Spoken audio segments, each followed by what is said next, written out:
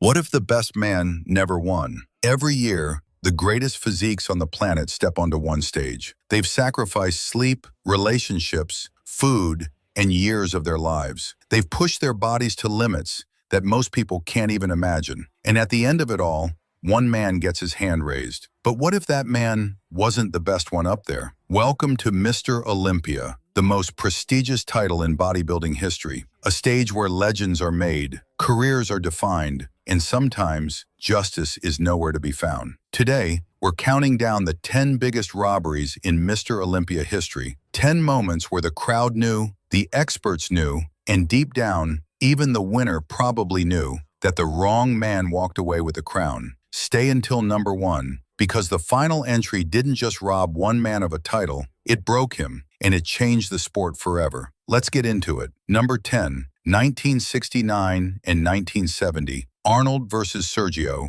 the Mind Game Wars. To understand this robbery, you have to understand what Sergio Oliva was. Sergio wasn't just a bodybuilder, he was a phenomenon. Born in Cuba, built like something out of Greek mythology, his V-taper was so insane, so impossibly wide, that when he hit his famous myth pose, his waist literally disappeared. People in the audience gasped. Judges went quiet. This man didn't look real. In 1969, a young, hungry Arnold Schwarzenegger showed up to challenge him. Arnold was already massive, thick, powerful, Austrian oak. But next to Sergio, even Arnold admitted he felt small. The judges gave it to Sergio, and honestly, most people agreed it was the right call. But then came 1970, and this is where it gets interesting. Arnold was obsessed. He studied Sergio. He trained harder. And when they met again on stage, Arnold did something nobody expected. He didn't just compete physically, he competed psychologically. He cracked jokes backstage, kept Sergio loose and unfocused, messed with his head.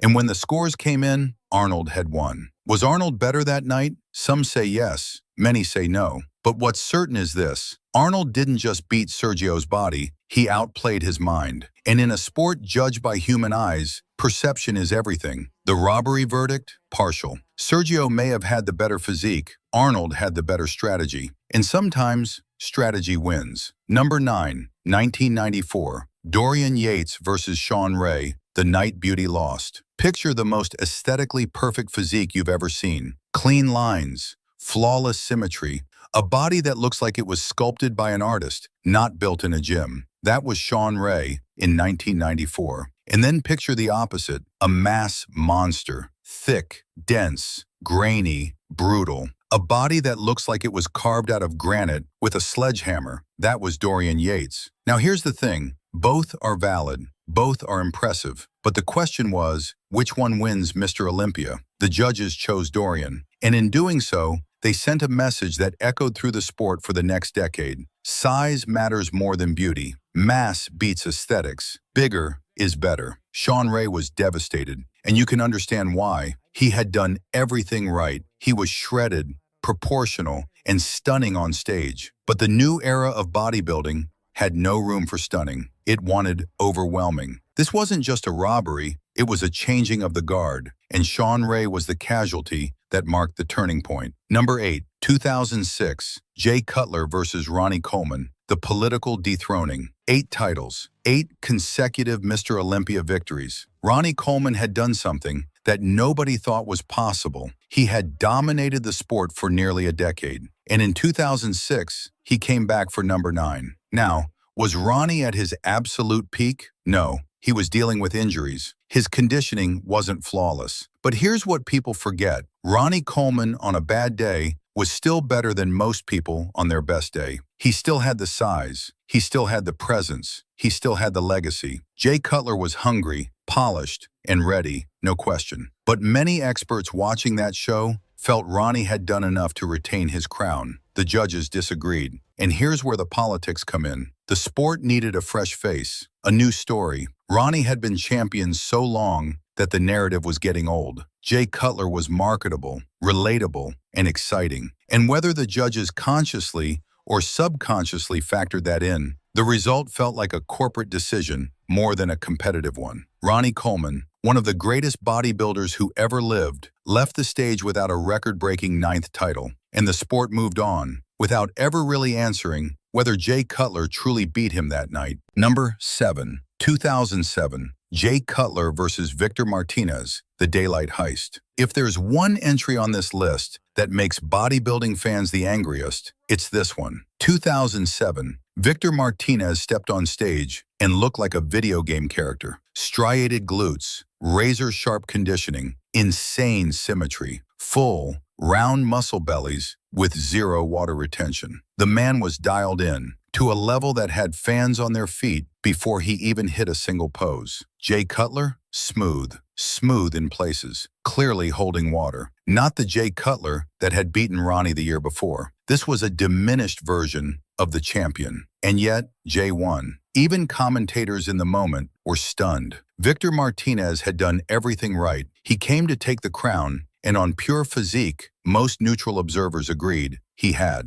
But the title stayed with Cutler. This one stings because there's no real argument for the other side. It wasn't close. It wasn't a matter of preference. It was, in the eyes of nearly everyone who watched it, a flat-out robbery. Victor Martinez gave his greatest performance, and it still wasn't enough because the crown was already decided before the poses began. Number 6. 2001. Ronnie Coleman versus Jay Cutler, the close call nobody talks about. Most people remember Ronnie Coleman as an unstoppable machine, a freight train, a man who couldn't be beaten. But in 2001, he almost was. Ronnie came in off, bloated, not his sharpest. The conditioning that usually separated him from the field wasn't quite there. And standing next to him was a young, hungry Jay Cutler, absolutely shredded, perfectly conditioned, and fighting for every point in every round. During the morning prejudging, the session that matters most, multiple experts scored it for Cutler. He was sharper, tighter, and more detailed. He looked like the better bodybuilder that morning. But by the time the evening show rolled around, the momentum had shifted. Ronnie retained his title by the narrowest of margins. Jay Cutler lost, but he gained something more valuable.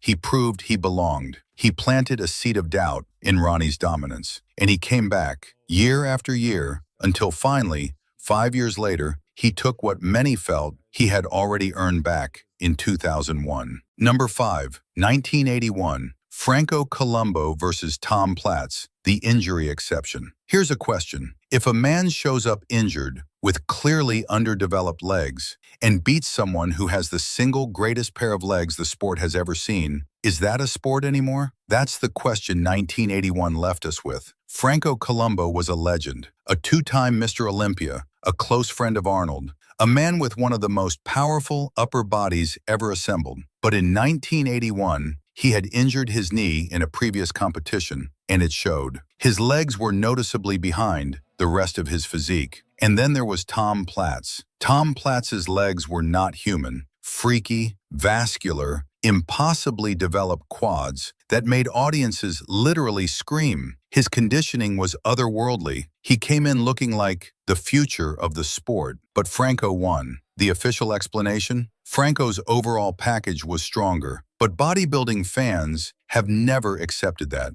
To this day, the 1981 Olympia is remembered as one of the most questionable decisions in the sport's history, not because of malice, but because it suggested that legacy and reputation could outweigh what was actually standing in front of the judges. Tom Platz deserved better, his legs deserved better, and the sport deserved a cleaner result. Number 4, 1972, Arnold versus Sergio in Germany, Homecourt robbery. By 1972, Sergio Oliva had already proven himself to be one of the greatest bodybuilders who had ever walked the earth. His genetics were unmatched. His structure was perfect. And that year, in Essen, Germany, he came in at what many consider the absolute peak of his career. He was everything a bodybuilder could be: wide, detailed, conditioned, mythic. But there was a problem. The competition was held in Germany, Arnold's home turf, and the crowd, and some say the judges, were not neutral.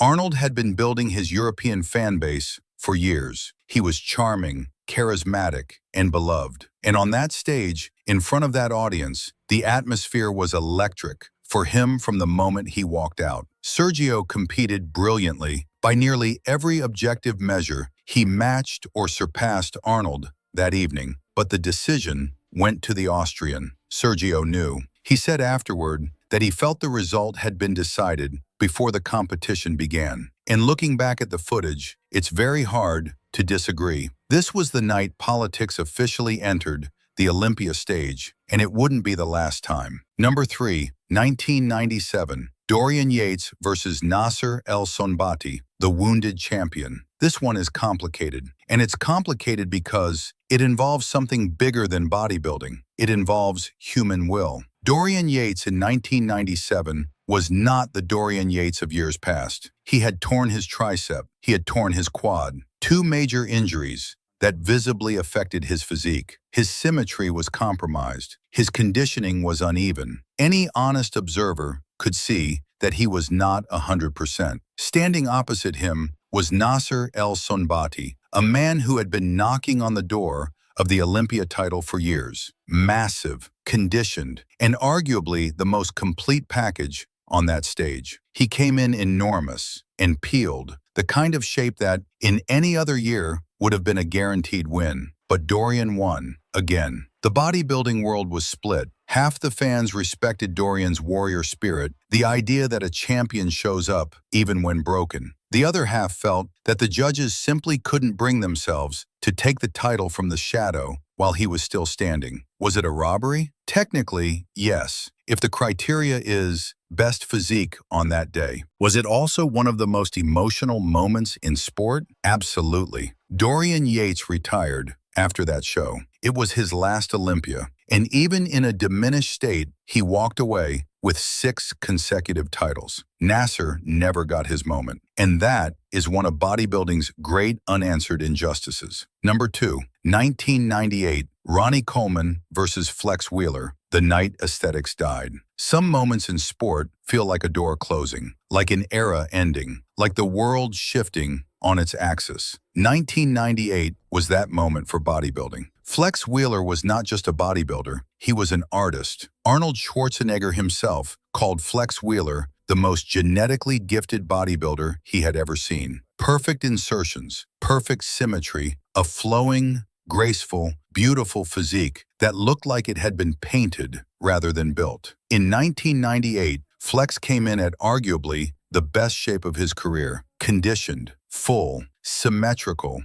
a walking, breathing, posing masterpiece. And then Ronnie Coleman stepped out. What Ronnie brought that night was something entirely different. Not beauty, not grace. Raw, terrifying, incomprehensible mass. Thickness that the sport had never seen. Density that made the entire lineup look small by comparison. He wasn't just big, he was a different species. The judges chose Ronnie, and in doing so, they officially buried the aesthetic era of bodybuilding. From that night forward, the sport's direction was clear. Bigger wins, always, no matter how perfect the alternative looks. Flex Wheeler deserved that title. But more than that, bodybuilding lost something that night that it has never truly recovered. The idea that a perfect physique could beat a massive one died in 1998, and we're still feeling the consequences today. Number 1, 1980, Arnold versus Mike Mentzer, the ultimate crime. And here we are, number 1. The robbery that didn't just change a competition, it changed lives, ended careers, and scarred the sport permanently. It's 1980. Arnold Schwarzenegger had been retired from bodybuilding for 5 years. He was a movie star now. Conan the Barbarian was in production. He had nothing left to prove on the Olympia stage. And then, out of nowhere, he announced a comeback. Now understand the context. Mike Mentzer was the favorite. He had revolutionized bodybuilding with his heavy-duty training philosophy. He had won the 1979 Mr. Universe with a perfect score, the first in the competition's history. He came into the 1980 Olympia in the shape of his life. Other competitors had also prepared for a full season. They had planned, dieted, trained, and peaked specifically for this show. Arnold had been eating pasta on a movie set. The competition happened. Multiple competitors and experts who were there that day, including other judges at other shows, said that Arnold was not in his best shape, that he was soft compared to years past, that the field, led by Mentzer, was objectively better. Arnold won. The reaction was immediate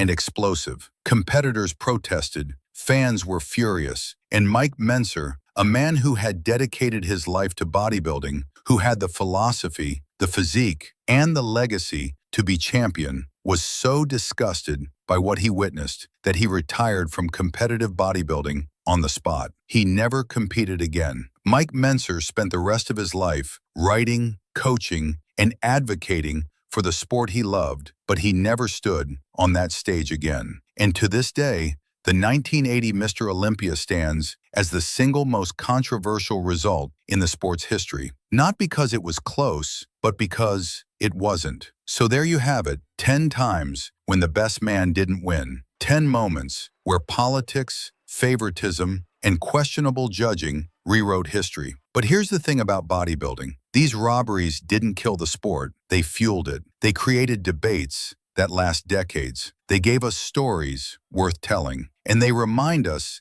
that behind every trophy, there's a human story of sacrifice, obsession, and sometimes heartbreak. Now it's your turn. Which of these was the biggest robbery in your eyes? Was it Flex Wheeler losing to Ronnie in '98? Was it Victor Martinez getting robbed in broad daylight in 2007? Or is it still, and always will be, Mike Mentzer in 1980? Drop your answer in the comments. Let's settle this. If this video gave you something, a fact you didn't know, a moment that made your jaw drop, hit that like button and share it with a fellow fan. There's a lot more where this came from. We'll see you in the next one.